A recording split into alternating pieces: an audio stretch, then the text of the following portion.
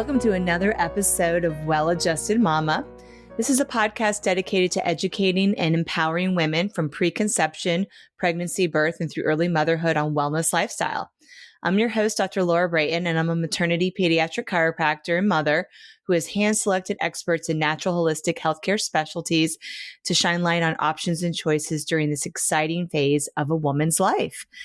And this episode is sponsored by Informed Pregnancy Plus, which is a fantastic streaming platform for pregnancy and parenting. You can experience it for free at informedpregnancy.tv. Today's episode is focused on a parent's guide to a safer childbirth, and my special guest is Gina Mundy. Gina Mundy is an attorney specializing in childbirth cases. For over 20 years, her focus has been investigating and analyzing mistakes that arise during labor and delivery. She has spent countless hours meticulously scrutinizing childbirth cases, conducting interviews with delivery teams, and thoroughly examining medical records to gain an in-depth understanding of every decision made during labor and delivery. Throughout her career, Gina has traveled nationwide, engaging with healthcare professionals such as doctors, nurses, and midwives to explore all aspects of labor and delivery. These interactions have provided her with invaluable insights, enabling her to appreciate the diverse perspectives prevalent in different regions of the country. In June of 2023, Gina's book, A Parent's Guide to a Safer Childbirth, was published. The book helps parents avoid mistakes during childbirth and have a healthy baby. Instead of getting involved after a mistake was made, Gina is getting involved before childbirth to help prevent the mistakes. You can find more at her website at ginamundy.com. Hi, Gina. Welcome to the show. I'm very excited to have you on today. Thank you for having me, Laura. I know it's going to be a great conversation. We just had a very good time during our pre-show. We did. So I was getting to know Gina a little bit better, and you have a very fascinating career and something that I have not really fully delved into on this podcast of Well-Adjusted Mama about an attorney's perspective to a safer childbirth. So that's what we're going to talk about today. You wrote a book. It came out in June, A Parent's Guide to Safer Childbirth. And I would love for you to just share a little bit about like who you are and why you wrote this book. Oh, sure. So I have been an attorney for over 20 years, and I specialize in childbirth cases. So I'll explain what that is, because most people I meet and I tell them what I do have no idea that my profession even exists. Mm-hmm. So basically, when something goes wrong during the birth of a child, whether it's a mistake or it's a complication, and then baby is born not healthy, that's where I come in. I've had some sad cases where mom did not make it through childbirth. And again, as the attorney on the case, that's where I come in to figure out, okay, what happened? What went wrong? Why was baby not around? Or why was baby not born healthy? But more importantly, what should have been done to make sure baby was healthy, or what should have been done to make sure mom was going to be around to raise her baby? So those questions have taken me across the United States multiple times, meeting with delivery teams and just hashing out every aspect of labor and delivery. So basically, I took those, that experience, my professional experience, and I wrote a book to expecting parents and even expecting grandparents. Let me tell you, grandparents are loving my book too. But I wrote a book to them to make sure that these mistakes and complications that I see don't happen during the birth of their baby. Because I'll tell you, the hardest part of my job is the day I have to sit down with the families and listen to them about the day their baby was born. Or if I'm talking to a dad and he has to talk about the day he lost his wife, it's a really hard day. So basically, instead of getting involved in the aftermath of something going wrong, I'm now trying to get involved before childbirth to make sure nothing does go wrong and to help prevent these mistakes and complications. I love that. So it has a very preventive mindset. And, education is empowerment, and you're getting this information in the hands of, like you said, expectant parents, especially expectant mothers, who are going to make maybe potentially different choices regarding their labor and delivery, and therefore have a different outcome, because choices do make a difference, right?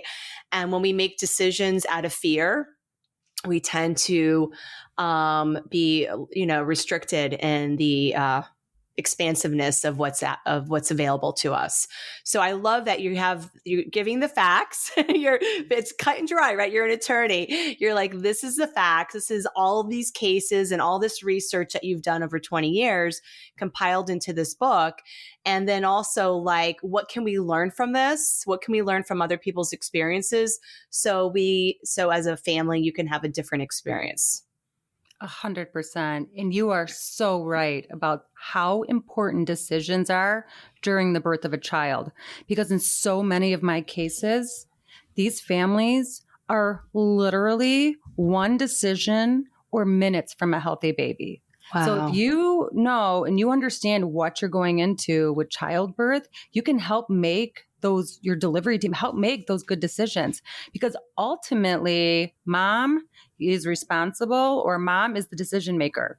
So doctor, midwives, nurses, they're like medical advisors. Yes. They're giving you your options. They're giving you their professional opinion, but those decisions, those are the mom's decisions. No one's doing a C-section. No one's doing an epidural. No one's doing anything unless mom's like, okay, I'm in. So that day is huge, and it's with new babies. I know when you're expecting, everyone's so excited. They're like, let's get the nursery ready, and let's get our stroller and our car seat, and let's buy the cute clothes and all this stuff. And I'm always like, I'm the childbirth attorney. I'm like, hey, I get it. That stuff's great, but it's time to prepare for childbirth. Yeah. Because that's the big day. That's the big day. That's the powerful moment that you want to be awesome. So getting ready for it is huge. It's really the most important thing, because if you don't have an empowered, healthy birth process with a healthy mom and baby on the other side, then all the other stuff doesn't matter, right? It does not matter. So that is number one. And I would say the physical, mental, emotional, and spiritual health of that mother is also paramount, and can be dramatically impacted during the birth process, positively or negatively, based off of the decisions that mom makes. I've seen a lot of women postpartum that had traumatic birth experiences. Their babies, are okay, but that trauma is real, and that trauma gets stored in the body and will impact their health and the way they parent, unless they do deeper work to actually heal these traumatic wounds. So, the physical trauma too, right? Women can have physical wounds that stay with them for the rest of their life as well. So these things are real. And childbirth is unpredictable to a certain extent, but there are things that you're saying that women need to know that can make things safer. I think that's what we're really speaking to, that we can't control all of the outcomes, but we can, based off of this information, make safer choices for our family. Oh, 100%. 100%. Like, I have a chapter in my book, it's chapter 11. And it goes over the reoccurring issues and facts that are in a baby case. So it'll tell you that the number one most common fact in one of the baby cases is the use of Pitocin. So Pitocin is used to induce labor and get mom contracting. So this, allows parents to like, okay, wait a minute. Now, if I choose Pitocin, I know that, mistakes or complications, can occur. And that it's so important to know stuff like this. But chapter 11 is a chapter. So I went back in all my cases for, all these years, and I'm like, what keeps occurring in these cases? Because sometimes I get my cases confused because they're like the same facts, just a different family. So, same thing over and over. It's like deja vu. Right. So now everybody, now if you're using Pitocin, parents have a heightened sense of awareness. there is certain things that you must know before you agree to a Pitocin induction. Well, here's the issue though, too. If you go to the hospital that day and, maybe you're getting baby checked or something, they're like, there's some concerns about baby. Okay, boom, 2 options. You can either have a C-section or a Pitocin induction. There's some decisions that you have to make, some big decisions. So, right. Yeah. So, and there's urgency around something like that, right? So, this is something that any woman entering into 3rd trimester, if they are faced with either their own health, let's say their blood pressure is skyrocketed, they're having preeclampsia, other health issues, gestational diabetes, that are warranting that it's no longer safe for their body to continue this pregnancy, or the reverse, like you mentioned, there's some red flags showing it's no longer safe for baby to continue this pregnancy. Sometimes we have to have some intervention that might need to step in to help things move along. And, the 2 options you just mentioned aren't great. So what else can be done to help, for example, induce a woman who potentially needs to get the party started without Pitocin? I think, there's some other, so you have cervical ripening. So usually you got to get the cervix ready. And sometimes those can get the party started, like you said. Yeah. But usually Pitocin ultimately is what really needs to happen. Sometimes, they could rupture the bag of water. Yeah, the membrane. Pitocin or something like that. But I'll tell you, chapter 11, breaking, mom's water is a huge decision. Now, physicians will come in and they may recommend it. And it's important, as a mom to be like, okay, do you want to break my water?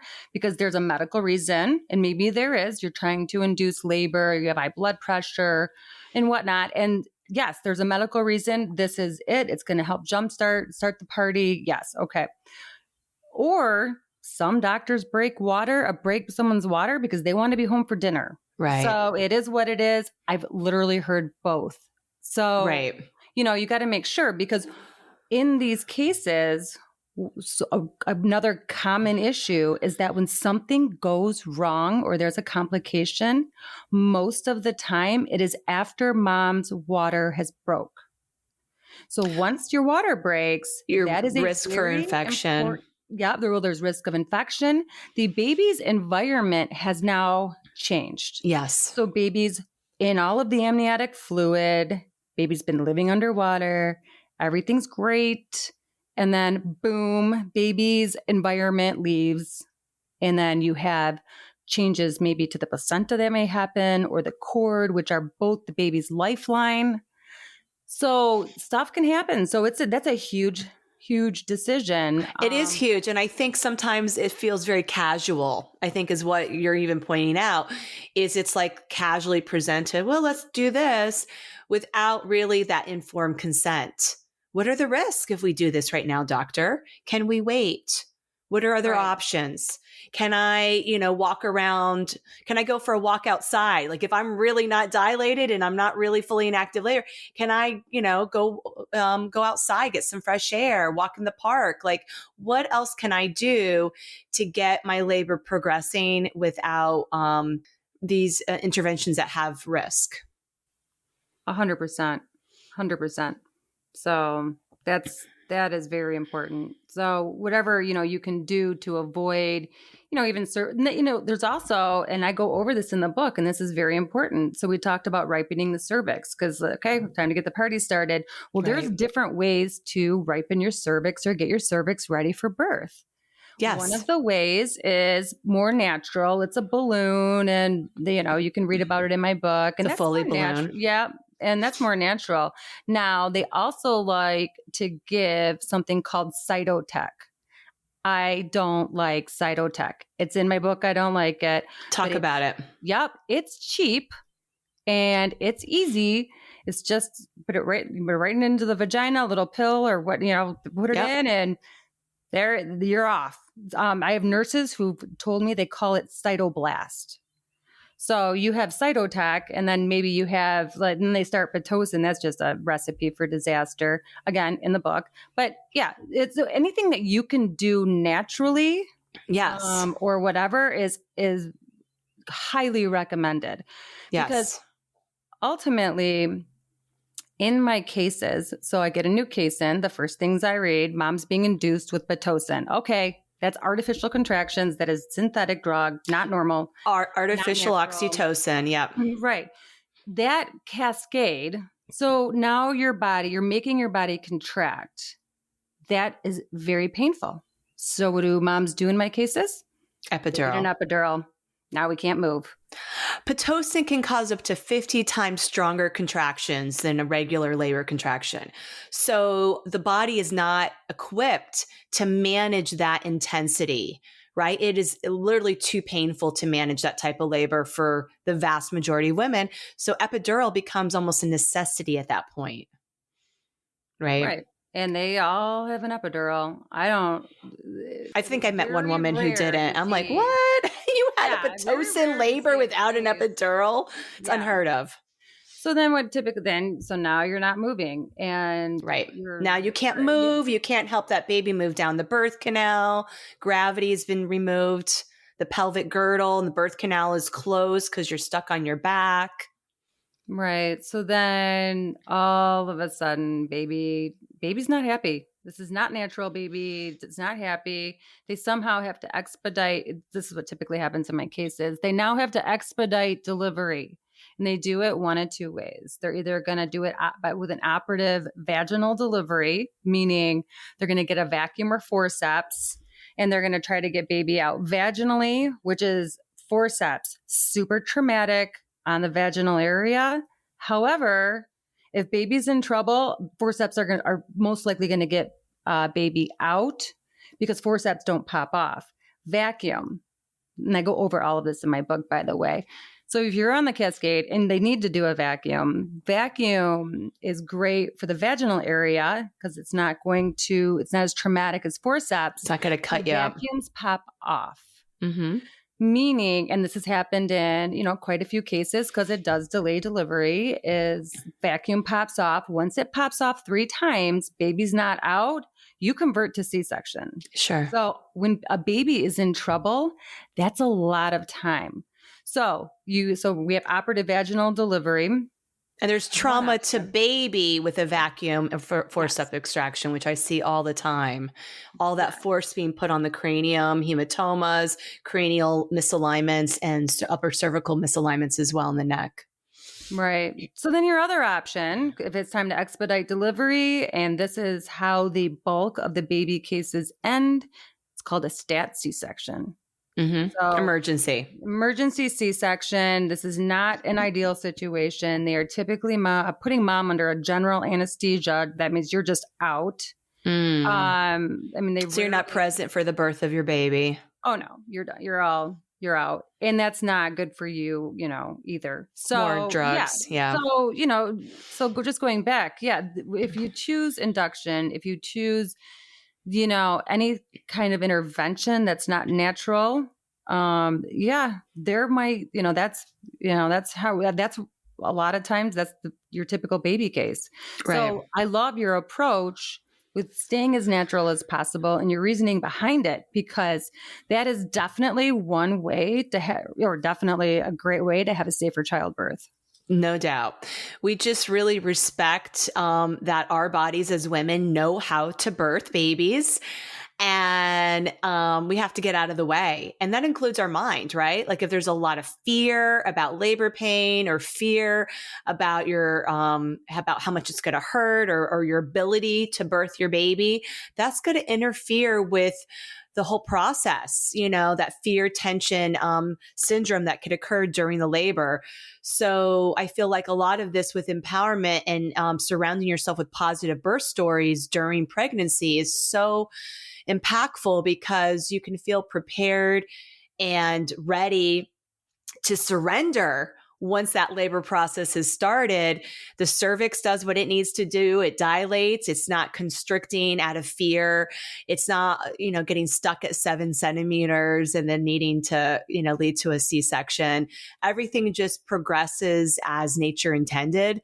And before you know it, you're holding your baby. So that is what, an empowered birth can look like when there's not any medical issues interfering with that process. But what you're also speaking to is some of these interventions will actually create medical issues that then it's that slippery slope, right? That then leads to another intervention and then another and then another and down the line. So, I have seen and heard these stories as well in my practice. And, it's really great to understand what all these options are before labor starts. Because it also, like, when you're in labor, you are not really in a logical mindset at that point in your life. So you really want to know all this stuff ahead of time, because you just can't learn about it for the first time when you're laboring. It's just not how it's supposed to work. You're in another realm during labor. Oh my goodness. I love it. You say so many things that are in my book. But yeah, I have, creating a labor and delivery plan. And it's more of exactly what you just said. The whole chapter starts off with, it's the one time in life where it's okay to be in pain. And that not only that, you're kind of physically and emotionally focusing on baby. So yeah, you're in, and I had a doctor testify to this, and I actually put it in the book, his testimony. But yeah, you enter a different state of mind. You do. And so in his testimony, he was saying that because he's like, listen, mom needs to be given all of her options before childbirth, before she goes into labor. Before labor. Anything that might happen, anything.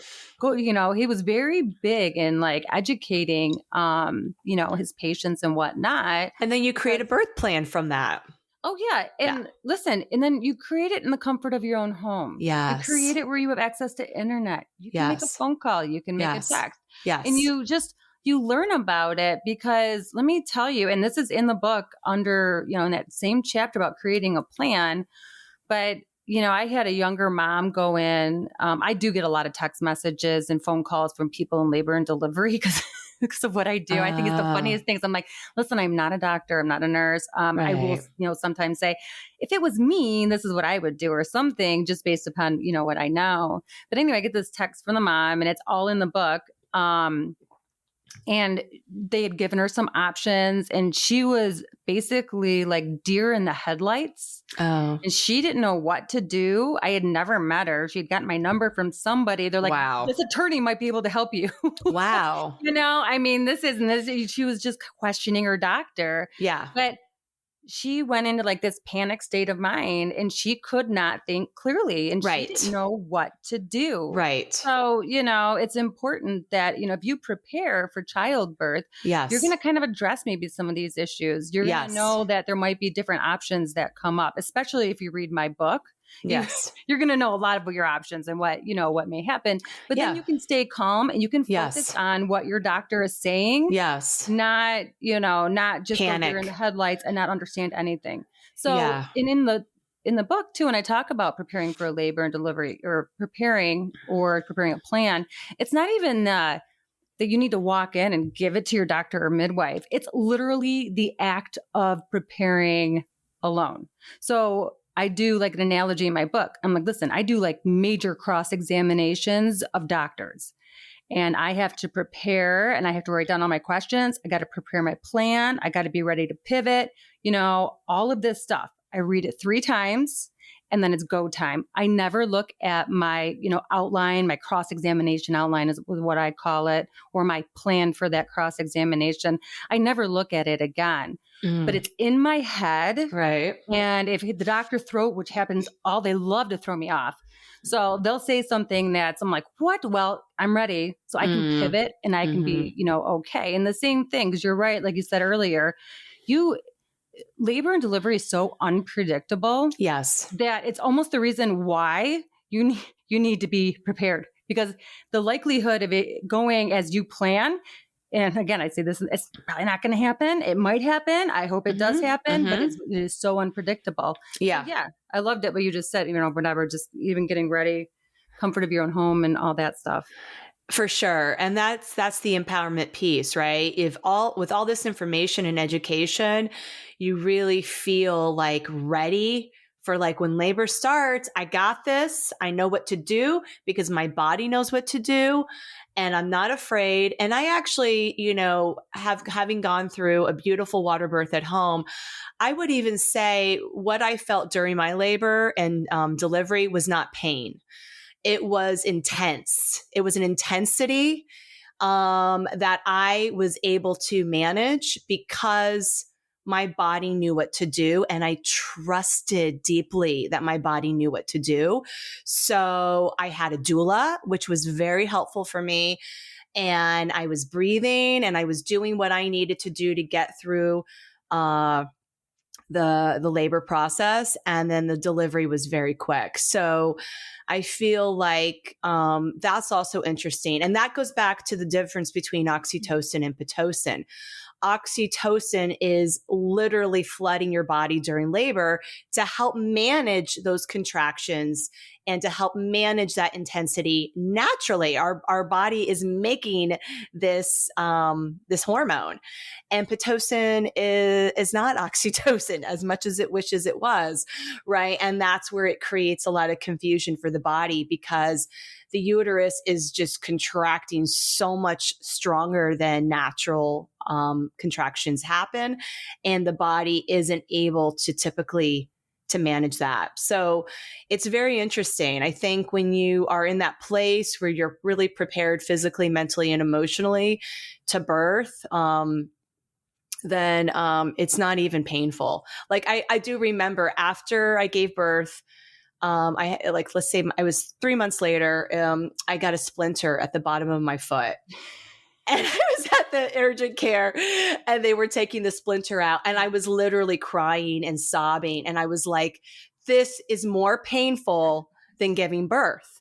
And the doctor just looked at me like I was crazy because I wasn't, there was no oxytocin flooding my body. I wasn't in labor, like my body wasn't able to manage that because it was not natural to have this piece of wood in the bottom of my foot. Right. So I think there's something to be said for that too. And, for women listening to feel empowered that like, you don't have to be afraid. Right. I absolutely love it. I love all of that, what you just said. That is amazing. And then, so you mentioned doula. Yes. How many cases had doulas at the birth? Because I'm going to just guess not that many. Ooh. You ready? Yeah. 0. So hold on. I completely believe that. This is the best story ever. So I'm writing my book. A lot of people know that. I met a doula and she's like, well, are you including doulas? And it doesn't even dawn on me when she's asking me this. I'm like, I just don't know much about doulas. Oh. So no, this is bad. I know a lot about doulas now. And because I do believe that having a doula will unequivocally help you have a safer childbirth. Unequivocally. As long as it's the right doula, So anyway, but I know I've learned a lot about doulas, but it didn't dawn. I wish that would have dawned on me because, I was so focused on like, how do you have a safer childbirth? I put thousands of hours into my book. I got up and I still do to this day at 3 a.m. and I wrote my book in the middle of the night. I'm still a partner in a law firm. I'm a mom, I'm a wife to a very busy business owner. So, and I still find time to work out. So yes, very, very busy. So anyway, but I just kept focusing. I'm like, why? What would make safer childbirth? And I did the best I could or whatever. So the doula's like, well, you're not including anything. So I'm like, I will include, it's a very short, brief statement about doulas. They can be there to help support you or whatever. I published the book. I started meeting doulas and I'm like, yeah, I just don't know much about doulas. Hello. I don't know about doulas.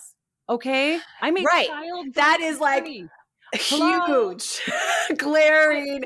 Like there's a reason you don't know about doulas. It's because they're not in your cases. Yes. They're not involved in these. So then I started asking around. No doulas. No doulas. So then I was like, Oh my goodness.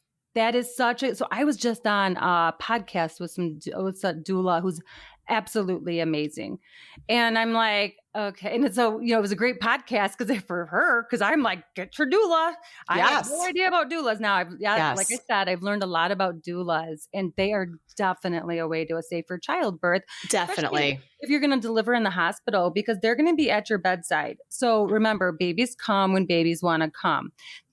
Labor and delivery units are not surgical centers that have scheduled surgeries and can staff accordingly. So labor and delivery units, actually, this is one of the most common facts in a baby case, is the delivery unit is extremely busy. Right. So you have It's a full moon, right? Literally. It's It's the middle of the night. That's when babies want to come, right? So they're all coming at the same time, and the staff is overwhelmed.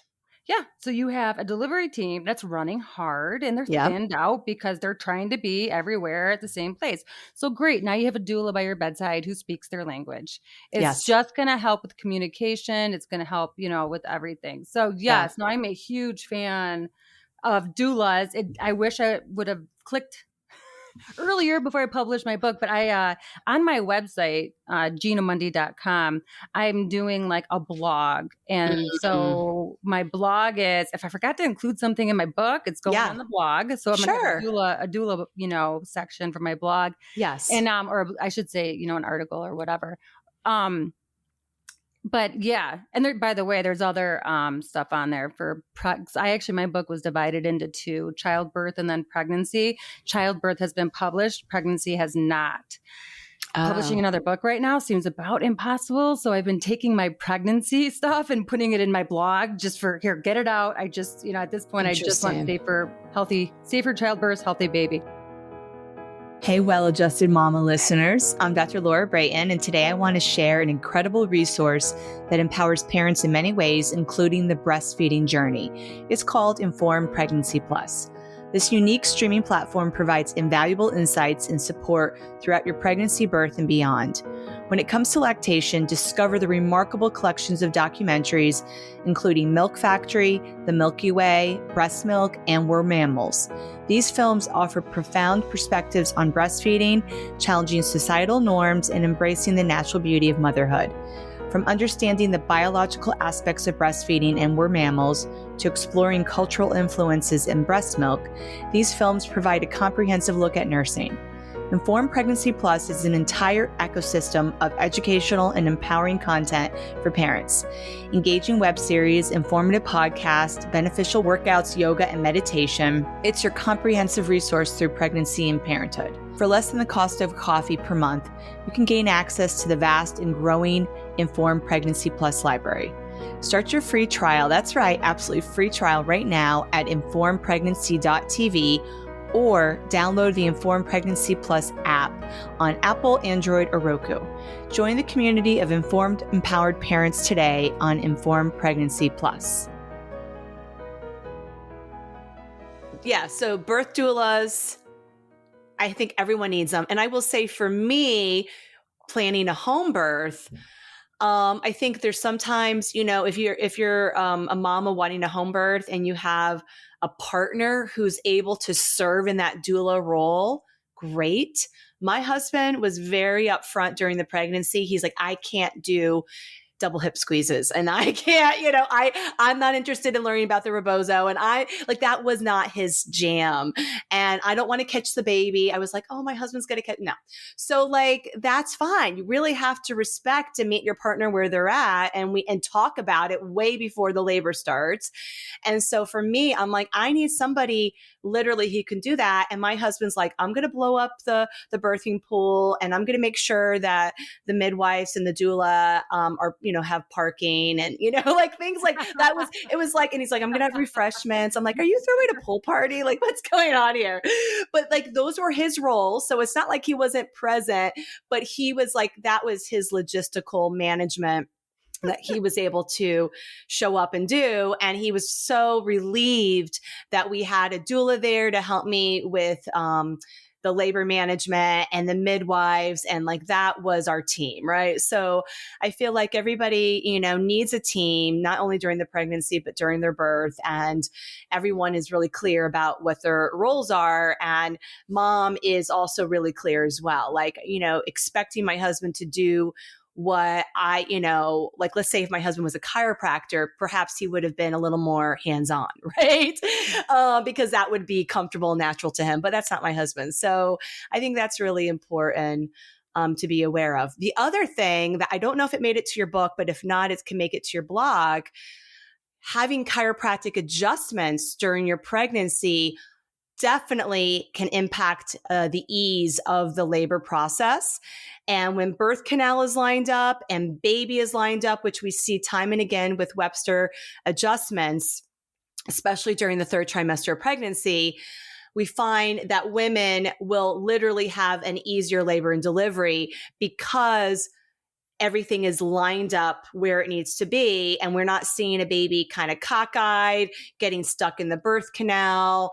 We're seeing that the pelvic floor muscles are able to relax and open because of the nervous system and communication that's happening because of the chiropractic adjustments. And that woman is physically feeling really good too going into labor. She's not having pain, for example. So she can do her lunges, her squats. She can do what she needs to do to physically move that baby down the birth canal and do it in a very efficient way that doesn't create delay. And, then that can also create intervention, right? So, Gina, I don't know if you are want to write a blog post about this. I'm totally writing a blog post about that. Yes. So as part of my cases, I have reviewed hundreds of thousands of pages of medical, probably millions. It's been 20 years. Wow. Over 20. It's almost 21 right now. And so I would say literally probably over 1 million medical records. And I have never seen a case where it involved where mom had the chiropractic adjustments during pregnancy. So wow. So obviously that's huge. And trust me, I've seen everything. Yeah. You name it. Yeah. So and again, it's in the cases, it's usually popping up more than once or whatnot.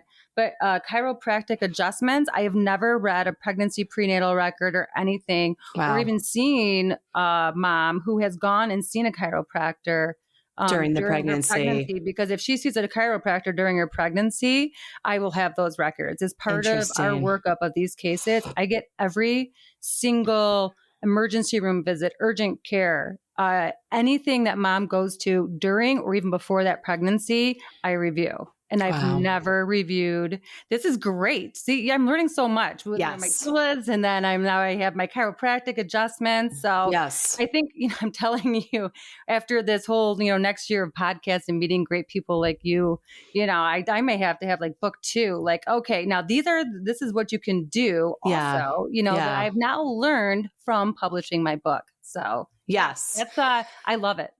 I love podcasts because I learn something new from every single person I speak to. And, it feels expansive when you're learning and growing and evolving as an individual.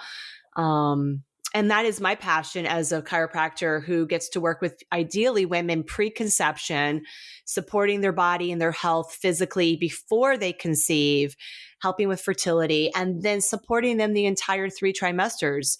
Chiropractic is safe for second, third trimester. And what we see for women that are going through all of that, very, very rarely do they need C-sections because their body is just working really well. And a healthy pregnant woman who's feeling really good is going to have a healthy birth. It's almost inevitable. So, what we see is not only the physical alignment component of baby and pelvic girdle and birth, which is the birth canal, lining up. So the basketball's going through the hoop just as it is supposed to.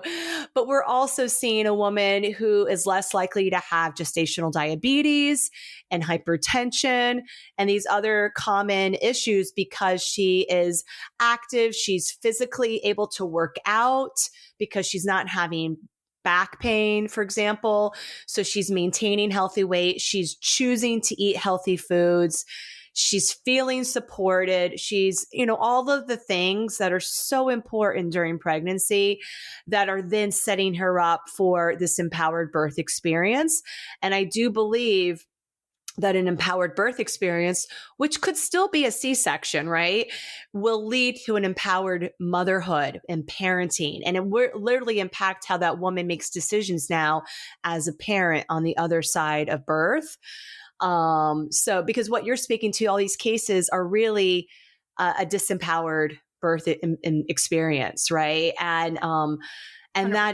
that is just the trauma that is there, physical or emotional trauma that's there. It can impact that woman and the child for the rest of their lives. So this is huge. Yeah. Laura, you're like a dream for like expecting moms. Like, Thank this you. is amazing what you are saying and doing. And I'm telling you, as a childbirth attorney who's seen it all, yeah, I feel like your patients are sitting pretty if they're seeing you during their pregnancy. So thank you. Thank you. I want to share too, for women that are pregnant and are, let's say, if you are not yet under chiropractic care, it's really important to find a chiropractor who specializes in pregnancy, maternity care, right? Because there are special techniques called the Webster technique that are really important to receive during pregnancy, especially the end of the pregnancy.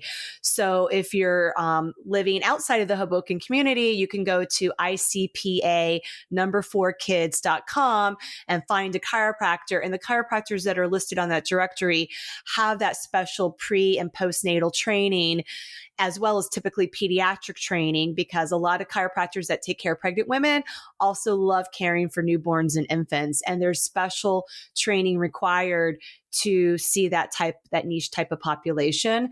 So it's really great that there's this resource for women to be able to go to find that. And women, chiropractors that see that population are also a wealth of information. We tend to, help with helping that woman create a birth team, right? Here's a list of doulas in our community. Here's a list of midwives in our community. Have you thought about having a midwife instead of an OBGYN for your birth provider? Can we talk a little bit about that actually? Because chiropractors tend to be big fans of midwives. They're more natural and holistic minded regarding birth than most OBGYNs, generalizing. But you did mention that you do have some cases that have involved midwives. So can you speak a little bit to that as an attorney? Yeah. Now there's some confidentiality, obviously, with the cases, but midwives are great. And there are some absolutely amazing midwives that, I have met, because even if you have a midwife who is being sued because something went wrong, you still have all the expert midwives that kind of have to come in and give their 2 cents. And I have to do cross examinations or direct examinations if it's a trial. So, I have had, my experience with the midwives, but just focusing on trying to find the right midwife is huge. Yes. Or any birth provider, right? Finding the right birth provider. You're right. And that's 100%. But, there was one midwife who, oh my goodness, I don't know how anyone ever trusted her. And it was bad. And what had happened at the birth was bad. But I think one of the most important things with midwives is, so if you're going to do like a home birth or something, or even at the hospital, I think a really important question. So midwives cannot do any type of intervention. So they're not supposed to do vacuums unless they steal one from the hospital, which has happened. They don't do forceps. They can't do C-sections. Right. So even if you're all natural, if baby's kind of getting into trouble or whatnot, it's really important to find out from the midwife, all right, when are you going to get a provider involved? Because it's that delay that typically results in a baby case. Right. So it's really important to find out under what circumstances are you going to go to the hospital. Yeah. You have to transfer. Right. Like, and if you have a midwife who's like, hospitals are bad, we're not going to a hospital, red flag. So hospitals are there for that emergency situation. Yeah. I got at the end of publishing my book, it was, just trying to get all the right stuff in there and the way to put it down, put it the way it's formatted and everything else. I actually had a whole chapter on midwives and home births. And I actually ended up removing it because I just didn't fit into the way my book was structured. So that is definitely something that I'm going to be posting on my blog. Yeah. Because I really, especially now, I should have included it. But, home births are fine. It's more of just making sure you have the right midwife, that you do your research, how to do your research, what questions to ask and stuff like that. So, so that's going to have to go up on my blog. I was going to put it into my pregnancy book, but we'll see when that actually gets published. Hopefully soon. Hopefully, because it sounds like there's a lot of really valuable content out there. And you got to put it out there, right? You got to put it out in the world and let women have access to this information. I had some beta readers that were pregnant. I had 6 pregnant beta readers go through my book. And before it was published, see if there was any changes. A big question was, is my book scary? Is it going to scare you? Are you okay? Right. No, it did not scare anybody. Good. And then they have now all delivered their babies, and they were like, thank you. It was helpful. The nicest messages and whatnot. So it's been nice. So I know that the information that's in my book is helpful, and I know I still have information that needs to get out there that's helpful. So between the blog and me trying to, fit in one more book will happen soon. Yeah. So, just going back to finding the right birth provider for you, I think, the red flags, whether, is anything where the doctors, I feel like doctor or midwife is creating fear, like, oh, you want to have a home birth? Like, okay, we are not going to the hospital. Hospitals are bad. Like you mentioned, like that is illogical. If there's midwife's job are to look and identify red flags, as is OBs, right? And to act quickly because a red flag can be life threatening and create permanent damage, right? For mom and or baby. So that is their job. And I'm going to share a really quick personal story. The midwife that delivered my son was not the midwife I originally hired to deliver my son. And it's a very interesting story. At my 32-week prenatal appointment, where she came to my house for all my prenatal visits, she finally met my husband, and they had a massive personality conflict. And after that appointment, she decided that it was no longer safe for her to deliver my baby at home, because especially in a home birth, it's very intimate, right? And the energy was off between the two of them. And it was very painful for me to get broken up with. But in hindsight, it was the best decision for the safety of me and my baby, because she felt like it would, because of that conflicted energy that would be in our home, I was more at risk for having to transfer. And so she's like, this is not for me to do. And I'm sure that's kind of an unusual situation. But I was like, I don't want an unattended home birth. Like, I definitely want a midwife in my house. So it was a little bit of a panic, but I found this amazing midwife who stepped up and delivered my son, and it all worked out. But these things do happen. Wow. And, I would have never, anticipated that I was going to be without a birth provider at 33 weeks pregnant, planning a home birth, right? Like, I was like, what are you talking about? So, I didn't speak to my husband for 3 days after that happened. he was in the doghouse. And then I had to grieve and release and mourn and move on. And that's what happened. Wow. That's a fascinating story. Yeah, it's in my documentary. So, if anyone who wants to see that story, my pregnancy and birth process, check it out. But Gina, we have to wrap up. So do you have any last thoughts you want to share with the audience?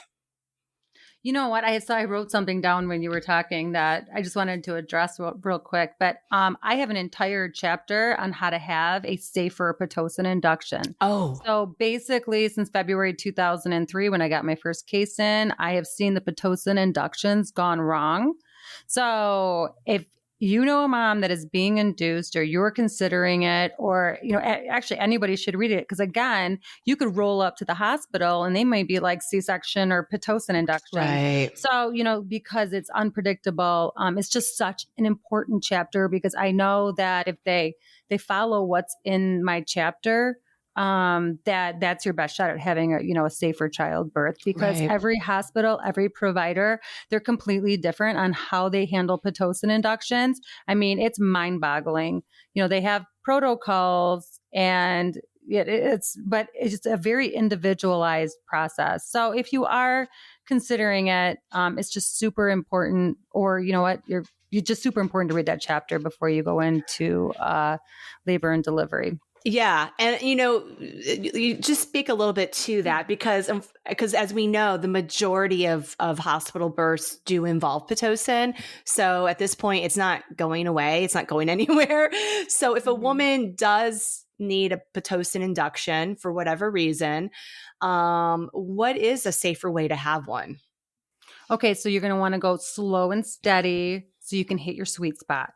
When things go wrong, it's because the Pitocin is the increase in the dosage they go too fast. It's overwhelming. And it overwhelms mom. It makes too many contractions. Baby can't handle it. Overwhelms and then baby. Everything just cascades. So slow and steady to find your sweet spot. It's super important. I personally, some moms may have to go over 10, but there's like studies out there now. So basically if you have a Pitocin induction, just literally one, Start with one. You start with one. And then you wait some time and see how your body's responding. And then you go to 2. Where things go wrong is maybe every 30 minutes, they're upping the dosage by 2. And then mom's sitting at 20, Wow. Because it's a very 1, 2, 3. It's a very easy concept to grasp. The way it's administered. So, my book will explain exactly how it's administered. It's very simple. But yeah, the ones that are, going up 2, 4, 6, 8, and that's very common at hospitals. Wow. And then another big thing is that at some hospitals, a nurse, your labor and delivery nurse, is so important during a Pitocin induction. You better like her. And if you don't like your nurse, you better get another nurse. Because, a lot of times in the case, it's the newer nurses with a Pitocin induction, but then also a nurse, if the nurse has a patient on Pitocin, that should be their only patient on Pitocin. A nurse should never have more than one patient on Pitocin. So if you're being induced and your nurse has you and then another big Pitocin induction, that is so hard to, for them to manage. Yeah. You really want to be walking in like this should be something you talk about ahead of time with your provider, even beforehand. And again, it's all in the book. So if you're like, oh my gosh, Pitocin induction, don't worry. It's written in an easy to follow format.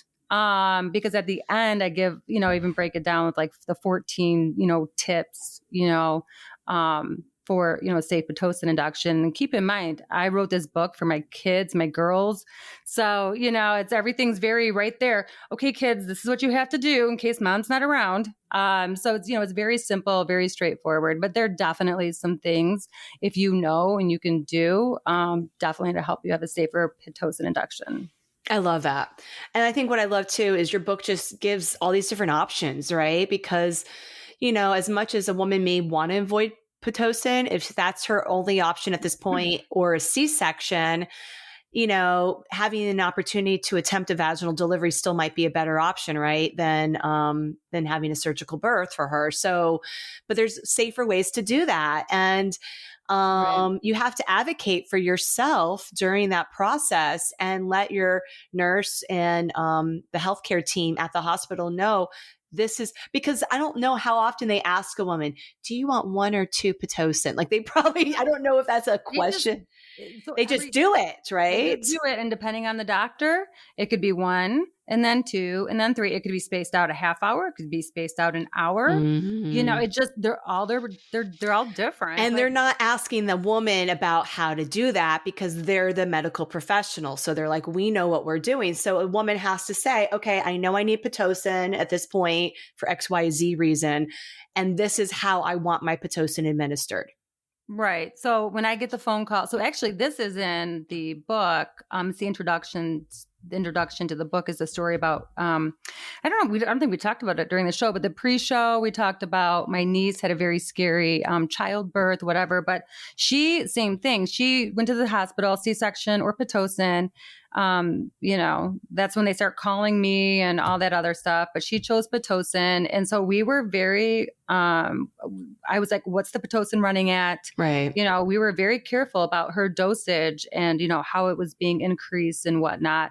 But that, yes, the staff actually loved my sister. My sister was there just basically repeating things that I would say. But the staff actually and the nurse, they were really close with my, sister. And they cared, obviously they were caring for Sam, but they also cared about her because she was like speaking their language. She was working with them. So when you're talking to them and you're like, what's my Pitocin running at? When's it being increased? They respected that. They were like, oh my goodness, this is great. And not doing it they from were a very welcoming. confrontational, argumentative, like you don't want to be No. creating that either. Like, do you know what you're doing? Do you know how to be a nurse? Like nobody wants to feel judged No. like that. It's more like, hey, let's have an intelligent conversation about this medicine. And to your point, the average laboring mom wouldn't maybe even know how to have that conversation, right? If she hasn't read your book. Right. So we go, I mean, I go over in the book too, even how to go over this stuff with them and that they should be pretty receptive. And if you have a nurse that's cranky about it, you need to get a new nurse. Right.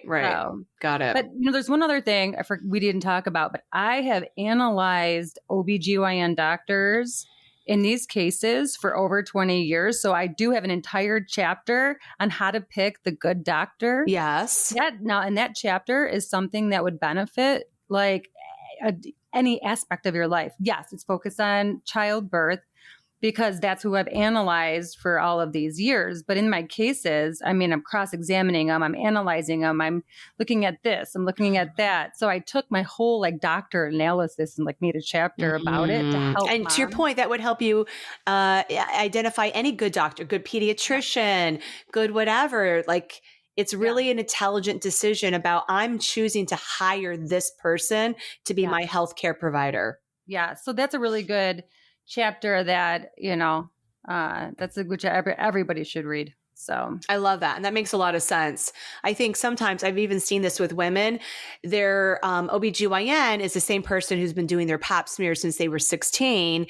And so there might be a relationship and a familiarity there, but do you really know how this person would perform as an OB versus as your GYN who, did your pap smears and STD testing, right? That's a very different role, even though this doctor can play both of them. And once you become pregnant, you can still choose that maybe that individual is not the right person to deliver your baby. That's literally in my book. Oh, I we love speak the same language. It's literally in my book. It's one of the first questions you ask is, and then you want to ask what percentage of your practice is obstetrics and what percentage of your practice is GYN? Because is 80%, listen, GYN for a doctor, way easier. That's way easier. 9 to 5, Monday through Friday. Yeah. Childbirth, OB, dude, that's rough. Hard. Like baby comes when baby wants to come. I mean, that's middle of the night. That's weekends. Yes. That's, so yeah, a lot of those doctors, because it is a harder, more demanding aspect of their practice, kind of like the GYN. Right. Well, is that really who you want delivering your baby? No. Right. You want somebody who is in the trenches on a regular basis and is literally loves helping, bring babies into the world, right? Like what a beautiful opportunity to be a birth provider. And you want somebody who really feels that joy and, the joy that comes with it. Right. 100%. Gina, this was amazing. I'm so grateful for you to take the time to come on the show today. And I want everyone to go out there and check out your book, A Parent's Guide to a Safer Childbirth. Oh, thank you for having me, Laura. Today was awesome. I hope you enjoyed today's episode with Gina Mundy. She was a fascinating guest to discuss all things legal regarding labor and delivery, childbirth, and really looking at where things went wrong. What were the commonalities there that kept showing up over and over and over again, and bringing this awareness to expectant parents so they can have an idea that if, where there's smoke, there's fire. And there's certain things that you want to be aware of and educated before going into labor to help make the most empowered decisions during your labor and delivery process, and really have an active role in deciding how your birth is going to occur based off of the information that you have at that time. So if you want more information, I highly recommend picking up Gina's book, A Parent's Guide to Safer Childbirth, reading it, understanding it, and also following her blog, because like she was mentioning in the interview, she really focused on what not to do, but also we want to be aware of what to do during labor and delivery, and, things like having a doula, getting chiropractic during pregnancy. These types of things can help set you up for a successful birth experience and really staying focused on the positive, but while also being mindful and educated of what we want to ideally avoid as much as possible during the birth process. You can check out her website at ginamundy.com.